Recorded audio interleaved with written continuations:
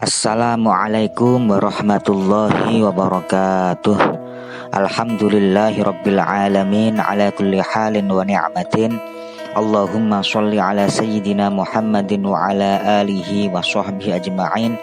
Raditu billahi rabba wa bil islami tina wa bi Muhammadin sallallahu alaihi wasallam nabiyyan wa rasulah. Pada kesempatan kali ini kita akan membahas tentang kebenaran Al-Quran pada semua aspek kehidupan.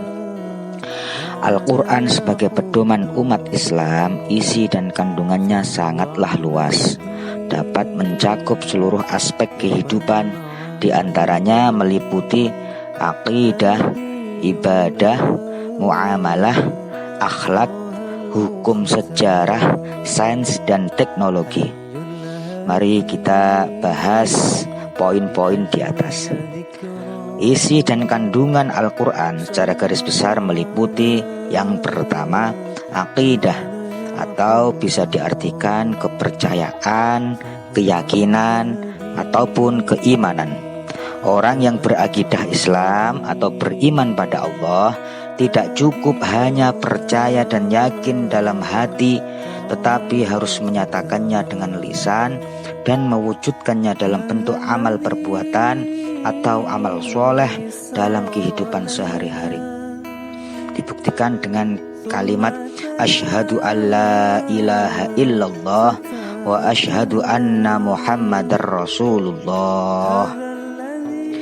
Inti dan pokok ajaran akidah adalah tauhid, yakni meyakini bahwa Allah Maha Esa.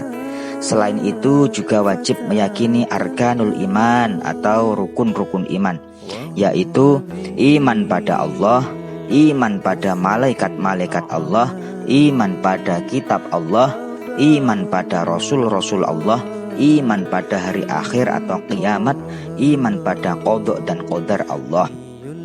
Amantu billahi wa malaikatihi wa kutubihi wa rasulihi wal yaumil akhiri wal qadri khairihi wa syarrihi minallah. Pokok-pokok ajaran akidah landasannya adalah yang pertama Quran surat Al-Ikhlas ayat 1 sampai 4. Bismillahirrahmanirrahim. Qul huwallahu ahadun illahus shamadul lam yalid wa lam yulad wa lam yakul lahu kufuwan ahad. Yang kedua adalah Quran surat Al-Baqarah ayat 163. Bismillahirrahmanirrahim. Wa ilahukum ilahu wahid la ilaha illa huwar rahmanur rahim. Yang ketiga adalah Quran surat Al-Baqarah ayat 285. Bismillahirrahmanirrahim. Amanar rasulu bima unzila ilaihi mir rabbihi wal mu'minun kullun amana billahi wa malaikatihi wa kutubihi wa rusulih la nufarriqu baina ahadim mir rusulih ila akhirih. Yang kedua, pokok ajaran Islam yang kita bahas adalah ibadah. Secara bahasa, ibadah artinya adalah mengabdi atau menyembah. Berasal dari kata abada ya'budu abdan, ibadatan. Ibadah berarti menyembah atau mengabdi sepenuhnya kepada Allah dengan tunduk, taat dan patuh kepadanya, atau wujud penghambaan kita kepadanya. Allah berfirman dalam Quran surat Az-Zariyat ayat 56. Bismillahirrahmanirrahim. Wa ma khalaqtul jinna wal insa illa liya'budun. Aku tidak menciptakan jin dan manusia melainkan agar mereka beribadah kepadaku. Dalam Quran surat Al-Fatihah juga disebutkan iyyaka na'budu wa iyyaka nasta'in. Hanya pada Engkau kami menyembah dan minta pertolongan. Macam-macam ibadah. Yang pertama ada ibadah mahdhah atau ibadah yang tata cara dan teknik penerapannya telah ditentukan secara jelas, sudah paten, tidak bisa diubah, seperti sholat, puasa, zakat, dan haji.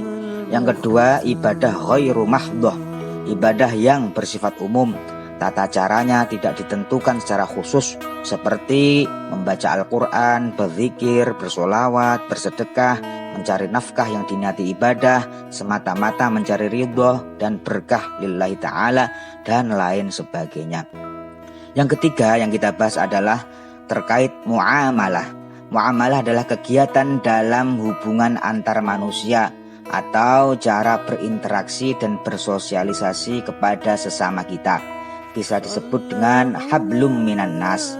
Sedangkan hubungan atau interaksi hamba dengan Tuhan bisa disebut dengan hablum minallah. Dua interaksi ini diatur oleh Al-Quran seperti bagaimana caranya bersilaturahim, jual beli, hutang piutang, sikap kepada orang, dan lain-lain. Tentunya diatur oleh hukum Islam yang bersumber dari Al-Quran. Di antara contoh ayat tentang muamalah adalah Quran surat Al-Baqarah ayat 282. Bismillahirrahmanirrahim. Ya ayyuhalladzina amanu idza tadayantum bidainin ila ajalin musamma faktubuh wal yaktub bainakum katibum bil adl. Wahai orang yang beriman, apabila kamu melakukan utang piutang untuk waktu yang ditentukan, hendaklah kamu menuliskannya, dan hendaklah seseorang penulis di antara kamu menuliskannya dengan benar atau adil.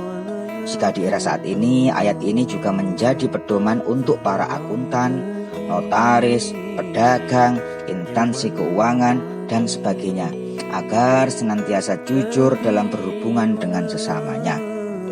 Oke, untuk materi lanjutannya bisa kita bahas di minggu depan atau kesempatan selanjutnya.